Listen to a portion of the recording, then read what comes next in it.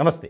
తెలంగాణ మాజీ డీజీపీ అలాగే ప్రస్తుత టీఎస్పీఎస్సీ చైర్మన్గా నియమితులైనటువంటి మాజీ ఐపీఎస్ ఆఫీసర్ మహేందర్ రెడ్డిపై తీవ్రమైనటువంటి అవినీతి ఆరోపణలు చేస్తూ ప్రముఖ హైకోర్టు అడ్వకేట్ రాపోలు భాస్కర్ ముఖ్యమంత్రి రేవంత్ రెడ్డి గారికి అలాగే ఇతర పోలీస్ ఉన్నతాధికారులకు ఆయన పంపించినటువంటి ఏదైతే ఫిర్యాదు ఉందో ఇప్పుడు దానిపై ఆసక్తికరమైనటువంటి చర్చ జరుగుతుంది తెలంగాణలో.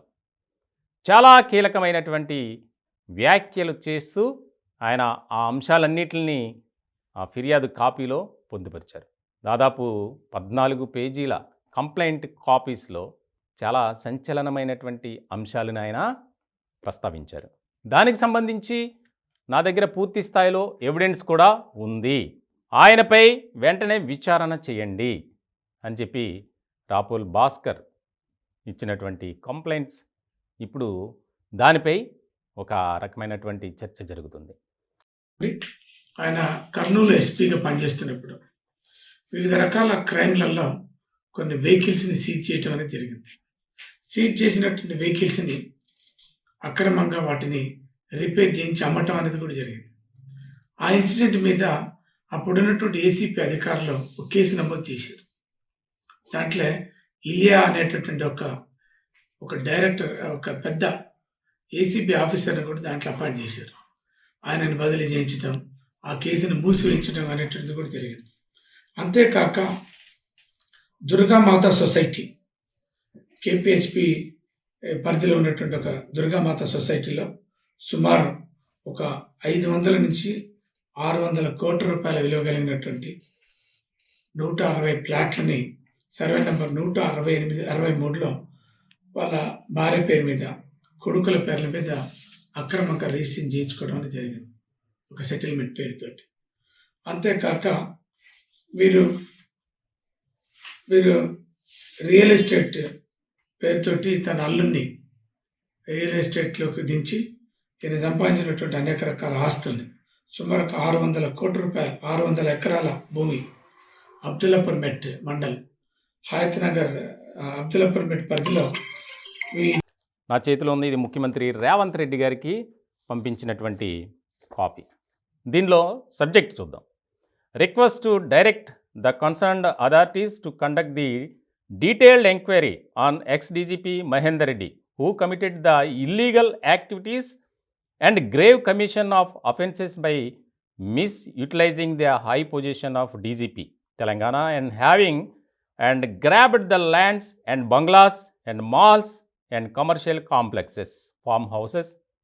ఇట్లా దాదాపు 1,00,000 కోట్ల విలువైనటువంటి ఆదాయానికి మించిన ఆస్తులు ఆయన సంపాదించారు, అక్రమాస్తులు సంపాదించారు, దానిపై విచారణ జరపండి అని చెప్పి ఇక్కడ అనుముల రేవంత్ రెడ్డి గారు, honourable chief minister Telangana state, Telangana Hyderabad. ఇక్కడ పైన Rapolu Bhaskar, advocate, high court of TS Hyderabad. చాలా దీనిపై ఒక రకమైనటువంటి చర్చ జరుగుతుంది. ఎందుకనంటే మామూలు విషయం కాదు. పైగా ఒక పార్టీకి సంబంధించినటువంటి వ్యక్తి రాపోలు భాస్కర్ అనే వ్యక్తి కాదు. ఆయన గత ప్రభుత్వంపై కూడా చాలా పిటిషన్స్ వేసినటువంటి వ్యక్తి. ముఖ్యంగా ధరణి పోర్టల్ మీద ఆయన కూడా ఒక పోరాటం చేశారనే చెప్పాలి. మరి తాజాగా మహేందర్ రెడ్డి ఆయన వ్యవహారం ఎందుకు తెర మీదకి వచ్చింది అనేది ఇక్కడ చాలా కీలకంగా మారింది. దాదాపు ఈ కాపీస్ అన్నిటిల్లో ఆయన ఎక్కడెక్కడ పనిచేశారు, పని చేసిన చోట ఏం సంపాదించారు అనే అంశాలే ఆయన ఉన్నాయి. చాలా వరకు ఎంతమంది బినామీలు ఉన్నారు, ఆయన సంపాదించినటువంటి ఆస్తులు ఎక్కడెక్కడ ఉన్నాయి, ఏ రకంగా సంపాదించారు అనేది కీలకంగా మారింది. ఇప్పటికే తెలంగాణలో ఆదాయానికి మించిన ఆస్తుల కేసులో హెచ్ఎండిఏ మాజీ డైరెక్టర్ శివబాలకృష్ణను పోలీసులు అరెస్ట్ చేశారు. తాజాగా ఈ వ్యవహారం బయటికి రావడంతో మరింతగా ఒక చర్చ జరుగుతుంది. ముఖ్యమంత్రి రేవంత్ రెడ్డి గారికి ఇది వెళ్ళిన తర్వాత దీనిపై ఎలా స్పందిస్తారు, విచారణ జరుపుతారా ఏంటి అనే దాని మీద కూడా సర్వత్రా ఉత్కంఠ నెలకొంది. దీంట్లో ఒక కీలకమైనటువంటి పరిణామం, బినామీస్ కూడా ఆయన ఎవరెవరు ఆయనకి బినామీలుగా వ్యవహరించారు అనేది కూడా ప్రస్తావించారు. Mudireddy Venkatareddy his brother, Mudireddy Chennareddy his brother Venkatareddy son. ఇలాగా Govardhan Reddy co brother, Mallareddy CCTV business partner, Anitha his wife, Ramachandraiah his brother, KC Reddy ex higher education council chairman AP state, అలాగే Kavuri Sambasivarao Congress party leader. వీళ్ళంతా మాజీ డీజీపీ మహేందర్ రెడ్డి గారికి బినామీలుగా వ్యవహరించారు అనేది చివరి పేజీలో ఆయన ప్రస్తావించినటువంటి పరిస్థితి. చాలా ఆసక్తికరమైనటువంటి చర్చ జరుగుతుంది. ఎందుకనంటే ఇప్పటి వరకు మహేందర్ రెడ్డి గారు ఒక క్రమశిక్షణ కలిగిన అధికారిగానే అందరికీ తెలుసు. కానీ ఇదేంటి, రాపుల్ భాస్కర్ గారు ఆయనపై ఫిర్యాదు చేయడం ఏంటి? పైగా ఆధారాలతో సహా ఎక్కడెక్కడ ఆయన పనిచేశారు, పనిచేసిన చోట ఏం సంపాదించారు, ఎవరిని బినామీగా పెట్టుకున్నారు, అన్నీ కూడా చాలా క్లియర్ కట్గా ఆయన మెన్షన్ చేస్తూ ముఖ్యమంత్రి గారికి, ఏసీబీ డీజీ గారికి, డీజీపీ గారికి పంపించినటువంటి కాపీస్, దాంట్లో డీటెయిల్డ్గా ఆయన ఎక్కడ పనిచేశారు, పని చేసిన చోట ఏం చేశారు అనేది. అవసరమైతే విచారణకు పిలవండి, నేను కూడా వస్తా అని చెప్పి రాపుల్ భాస్కర్ గారు, ఆయన తెలంగాణ హైకోర్టు చాలా కీలకమైనటువంటి అడ్వకేట్, అలాగే సుప్రీంకోర్టులో కూడా ఎన్నో కేసులు వాదించినటువంటి పరిస్థితి. ఇలాంటి నేపథ్యంలో ఎందుకంటే బేస్లెస్ అలిగేషన్స్ అనేది చాలా తక్కువ, ఆయన చేయరు, అసలు తక్కువ కూడా కాదు, చేయరు. ఎందుకనంటే ఆయన చాలా నిక్కచ్చిగా ఉంటారు అనేది ఒక బ్రాండ్ ఉంది ఆయనకి. ముఖ్యంగా తెలంగాణలోనే కాదు, ఏపీలో కూడా ఆయన చాలా వ్యవహారాల్లో పిటిషన్స్ వేసినటువంటి వ్యక్తి. ఇలాంటి సందర్భంలో ఆయన్ని ఎవరైనా ప్రోత్సహించారా, ఎవరన్నా ఒత్తిడి చేస్తే ఈ పిటిషన్ వేశారా అనేది కూడా కీలకంగా మారింది.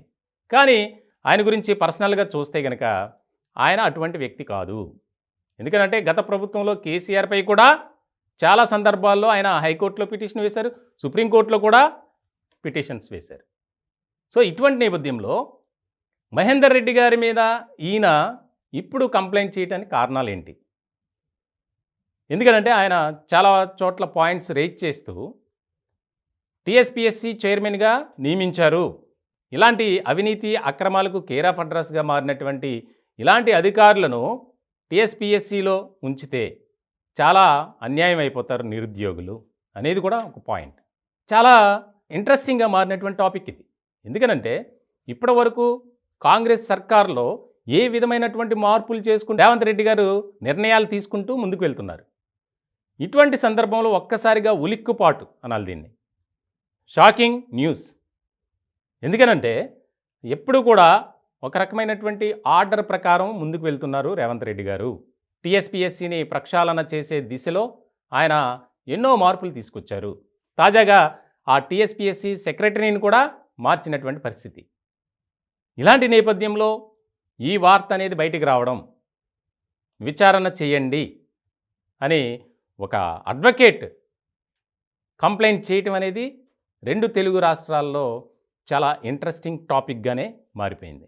మరి దీని మీద ఏసీబీ డీజీపీ గారు కానీ ముఖ్యమంత్రి రేవంత్ రెడ్డి గారు కూడా ఏ విధంగా స్పందిస్తారు అనేది ఇక్కడ కీలకంగా మారింది. ఎందుకంటే ఏదో ఒక కంప్లైంట్ చేసిన తర్వాత దాన్ని విత్డ్రా చేసుకోవడానికి అవకాశం లేదు. సో పైగా ప్రతి విషయాన్ని ఈ 14-15 పేజీల్లో ప్రస్తావించినటువంటి రాపోల్ భాస్కర్ గారు ఆయన ఏ ఉద్దేశంతో కంప్లైంట్ చేశారు ఏంటి అనేది కూడా పక్కన పెడితే గనక అవినీతి అక్రమాలకు పాల్పడ్డారు, దాదాపు 1,00,000 కోట్ల రూపాయలు సంపాదించారు, నా దగ్గర ప్రతిదీ ఎవిడెన్స్ ఉంది అని చెప్పి ఈ కాపీస్లో ఆయన మెన్షన్ చేసినటువంటి పరిస్థితి.